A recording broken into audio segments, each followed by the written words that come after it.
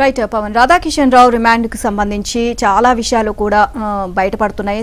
So ఇప్పుడు కూడా అంటే తన కుమార్తెను కవితను కాపాడుకునేందుకు ఈ ఫోన్ ట్యాపింగ్ వ్యవహారానికి సంబంధించి అండ్ అంతేకాకుండా ఎమ్మెల్యేల కొనుగోలు అంశం కూడా అప్పట్లో చర్చనీయాంశమైంది. దీనికి సంబంధించి చాలా వరకు కూడా కేసీఆర్ వెనుక ఉండి మొత్తం నడిపించారు అని చెప్పేసి రాధాకిషన్ రావు వాంగ్మూలంలో స్పష్టమవుతుంది. అండ్ అంతేకాకుండా ఇంకా మీడియా సంస్థలకు సంబంధించిన యాజమాన్యాలపైన కూడా వాళ్ళపైన కూడా నిఘా పెట్టి వాళ్ళ ఫోన్లు ట్యాప్ చేశారు అని చెప్పి కూడా సో రాధాకిషన్ రావు చెప్పడం మనకి స్పష్టమవుతోంది. రైట్, మీరు అంటున్నట్టుగా ఫోన్ ట్యాపింగ్ వ్యవహారం రోజుకొక మలుపు తిరుగుతుందని చెప్పొచ్చు. ఇప్పుడు బీఆర్ఎస్ నేతల ఏదైతే అధిపతి కేసీఆర్ మెడకు చుట్టుకునే ప్రయత్నం అయితే అంటే పూర్తిగా ఆ విధంగా రాధాకిషన్ రావు వెల్లడించినటువంటి అంశాలన్నీ కూడా అటువైపే చూపిస్తున్న పరిస్థితి కనిపిస్తాను. చూస్తే తన కుమార్తె ఎమ్మెల్సీ కవితను ఢిల్లీ లిక్కర్ స్కామ్ నుంచి బయటపడేసేందుకే ఎమ్మెల్యేల కొనుగోలు కేసులో బీజేపీ నేత బిఎల్ సంతోష్ అరెస్టుకు నాటి సీఎం కేసీఆర్ స్కెచ్ వేశారా?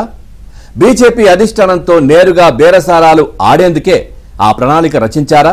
అంటే ఫోన్ ట్యాపింగ్ కేసులో నిందితుడైన మాజీ డీసీపీ రాధాకిషన్ రావు ఈ ప్రశ్నలన్నిటికీ అవుననే సమాధానమే ఇచ్చారు.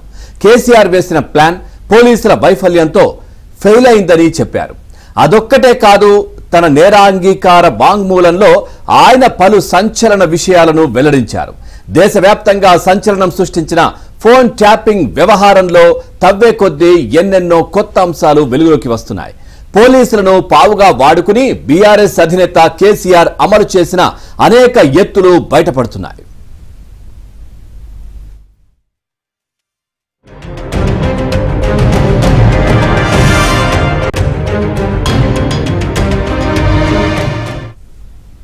ముఖ్యంగా నలుగురు బీఆర్ఎస్ ఎమ్మెల్యేల కొనుగోలుకు సంబంధించి పలు కొత్త విషయాలను రాధాకిషన్ రావు తన వాంగ్మూలంలో వెల్లడించారు. దాని ప్రకారం మునుగోడు ఉప ఎన్నికల సమయంలో బీఆర్ఎస్ కు చెందిన నలుగురు ఎమ్మెల్యేల కొనుగోలుకు బీజేపీ ప్రయత్నించింది అని ఇప్పటి వరకు చాలా మంది అనుకుంటున్నారు. కానీ వాస్తవానికి బీజేపీ పైలట్ రోహిత్ రెడ్డితో మాత్రమే సంప్రదింపులు జరిపింది. అయితే ఈ విషయం కేసీఆర్ కు తెలియడంతో వేర్వేరు సామాజిక వర్గాలకు చెందిన మరో ముగ్గురు ఎమ్మెల్యేలను ఇందులో భాగం చేయాలని ఆదేశించినట్లు రాధాకిషన్ రావు తెలియజేశారు.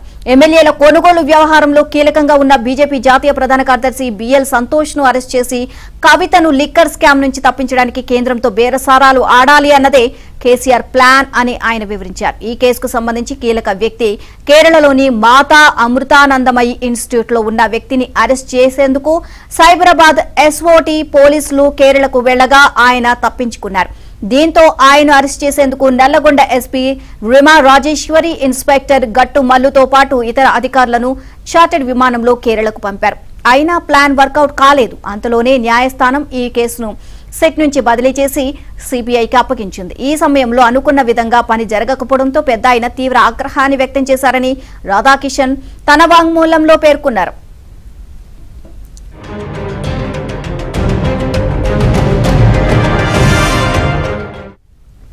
పదవీ విరమణ చేసిన ప్రభాకర్ రావును గత ప్రభుత్వ పెద్దలు కావాలనే ఇంటెలిజెన్స్ చీఫ్ గా నియమించినట్లు రాధాకిషన్ రావు వెల్లడించారు. ఆయన ఇంటెలిజెన్స్ కు వచ్చిన తర్వాతే నాతో సహా ఒకే సామాజిక వర్గానికి చెందిన వ్యక్తులను ఇంటెలిజెన్స్, ఎస్ఐబి టాస్క్ ఫోర్స్ కు తీసుకువచ్చారు. నాది కూడా అదే సామాజిక వర్గం కావడంతో అప్పటి ప్రభుత్వం నాకు 3 ఏళ్లు టాస్క్ ఫోర్స్ డీసీపీగా అవకాశం ఇచ్చింది అని తెలిపారు. ముఖ్యంగా భుజంగరావు, తిరుపతన్న, ప్రణీత్ రావు, వేణుగోపాలరావు ప్రత్యేక టీంలను ఏర్పాటు చేసుకుని లీడ్ చేశారని చెప్పారు. టాస్క్ ఫోర్స్ పరంగా తాను మొత్తం వ్యవహారం దగ్గరుండి నడిపించానని రాధాకిషన్ రావు తెలిపారు.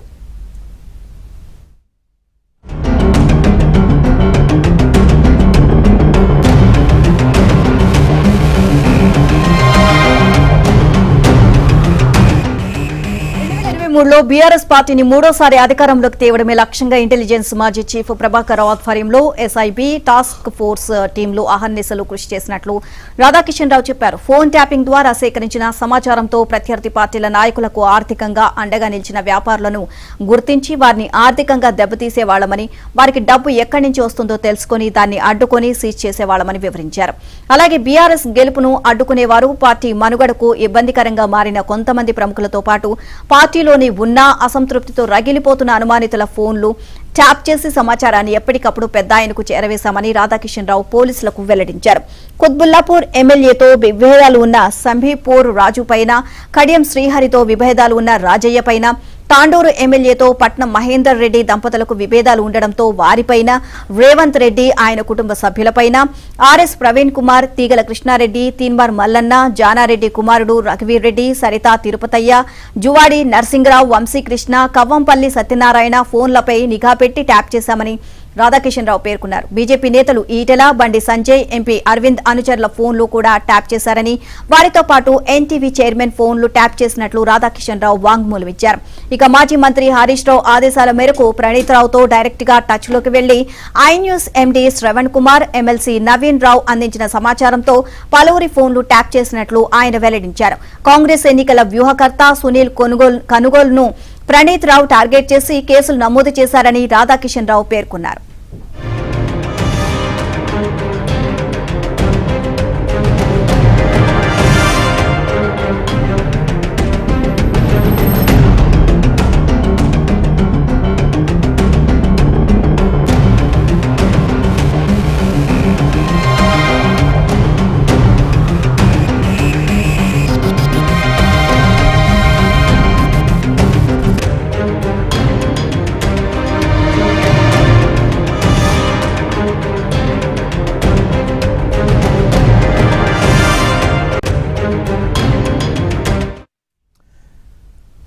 రైట్, ఇక ఇంటెలిజెన్స్ ఎస్ఐబిలో ఉన్న ప్రత్యేక ముఠాలు సేకరించిన సమాచారాన్ని వాట్సాప్, స్నాప్చాట్ అప్లికేషన్స్ ద్వారా షేర్ చేసుకునే వాళ్లమని రాధాకిషన్ రావు వెల్లడించారు.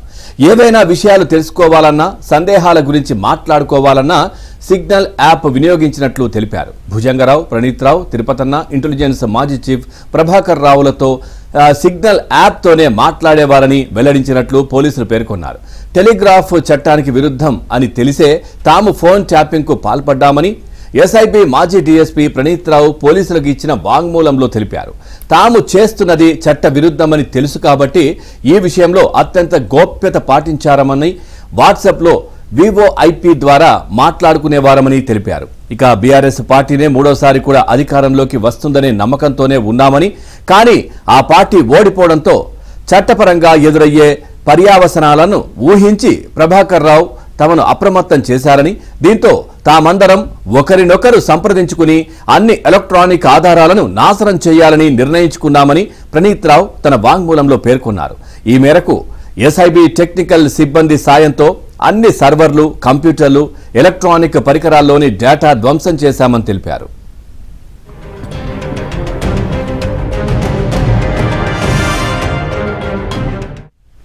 గత అసెంబ్లీ ఎన్నికలకు ముందు అక్టోబర్, నవంబర్ నెలలో పెద్ద ఆయన ఆదేశాల మేరకే ఏబీఎన్ ఆంధ్రజ్యోతి సంస్థల ఎండీ వేమూరి రాధాకృష్ణ కదలికలపై నిఘా పెట్టినట్లు రాధాకిషన్ రావు పేర్కొన్నారు. విచారణ అధికారులకు వెల్లడించిన వాంగ్మూలంలో ఈ విషయాన్ని స్పష్టం చేశారు. రాధాకృష్ణను కలుస్తున్న రాజకీయ నేతలు, వ్యాపారవేత్తలు, ఇతర ప్రముఖులపై ప్రధానంగా దృష్టి సారించారు. ఆయన ఫోన్ ట్యాప్ చేసి సేకరించిన కీలక సమాచారాన్ని ఎప్పటికప్పుడు సీఎం కేసీఆర్ కు చేరవేసేవాళ్లం అని తెలియజేశారు.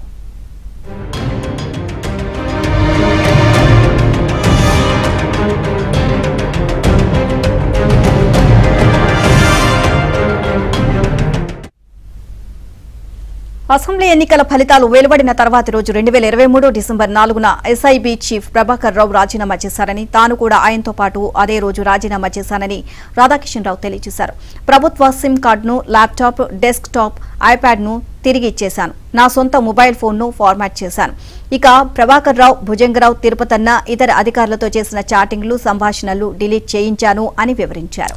ఇక పెద్ద ఆయన 2 సార్లు సిటీ టాస్క్ ఫోర్స్ లో రీఅపాయింట్మెంట్ ఇచ్చినందున తాను ఆయనకు రుణపడి ఉన్నానని, కాబట్టి ఈ కేసులో ఇంతకు మించి వివరాలు చెప్పలేనని తన వాంగ్మూలంలో రాధాకిషన్ రావు పేర్కొనడం గమనార్హం. ఓవరాల్ గా ఈ అంశానికి సంబంధించి మరింత సమాచారాన్ని మా క్రైమ్ కరెస్పాండెంట్ ప్రవీణ్ అందిస్తారు. ప్రవీణ్, పూర్తి డీటెయిల్స్ ఏంటి వీటికి సంబంధించి? అంటే ఏదైతే రాధాకిషన్ రావు ఏదైతే ఎంక్వైరీ దానికి సంబంధించినటువంటి విచారణలో చాలా విస్తుపోయే నిజాలు బయటకు వస్తున్న పరిస్థితి. ఇంతకాలం ఏదైతే ద్వితీయ శ్రేణి నాయకుల పేర్లు వినిపించాయి, ఇప్పుడు ఏకంగా కేసీఆరే దీన్ని వెనుక ఉండి నడిపించారనే మాటలు పూర్తిగా వినిపిస్తున్న పరిస్థితులు. అప్డేట్స్ ఏంటి? ఫోన్ ట్యాపింగ్ కేసులో ఇప్పటికే ఇన్వెస్టిగేషన్ కొనసాగుతున్నటువంటి నేపథ్యంలో ఇప్పటి వరకు అరెస్ట్ అయినటువంటి నిందితులు వాళ్ళ స్టేట్మెంట్లు వెలుగులోకి వచ్చి ఆ స్టేట్మెంట్ లో చాలా సంచలనటువంటి విషయాలు కూడా బయటకు రావడం జరిగింది.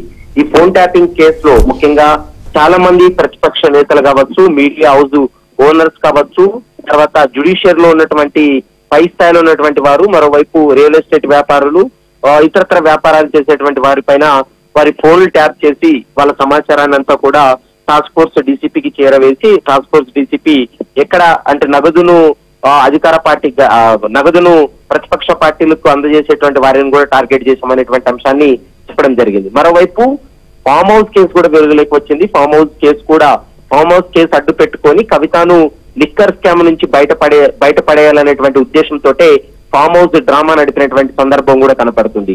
మరోవైపు ఇందులో కేవలం ప్రతిపక్ష పార్టీలకు సంబంధించినటువంటి నాయకులే కాదు, అధికార పార్టీ అప్పుడు బీఆర్ఎస్ లో ఉన్నటువంటి ఎమ్మెల్యేల యొక్క వారి ఫోన్లు కూడా ట్యాప్ చేయడం జరిగింది. ముఖ్యంగా ఇద్దరు ఒకే ప్రాంతంలో ఉండి ఇద్దరు అధికార పార్టీ ఉన్నటువంటి ఎమ్మెల్యేల మధ్య వివాదాలు ఏవైతే ఉన్నాయో ఆ వివాదాల కోసం కూడా వీళ్ళు ఫోన్లు ట్యాప్ చేసినటువంటి సందర్భం.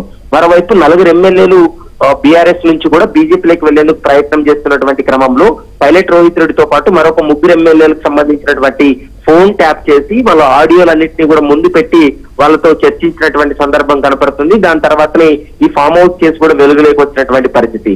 ఇక ఇందులో ముఖ్యంగా మీడియాకు సంబంధించినటువంటి ఓనర్స్ కూడా ఫోన్ ట్యాప్ చేసినటువంటి పరిస్థితి. స్వయంగా కేసీఆర్ ఆదేశాలతోటే మేము ఫోన్ ట్యాప్ చేసామంటూ కూడా స్పష్టంగా రాధాకిషన్ రావు ఇచ్చినటువంటి స్టేట్మెంట్లు కూడా మనకు కనపడుతుంది.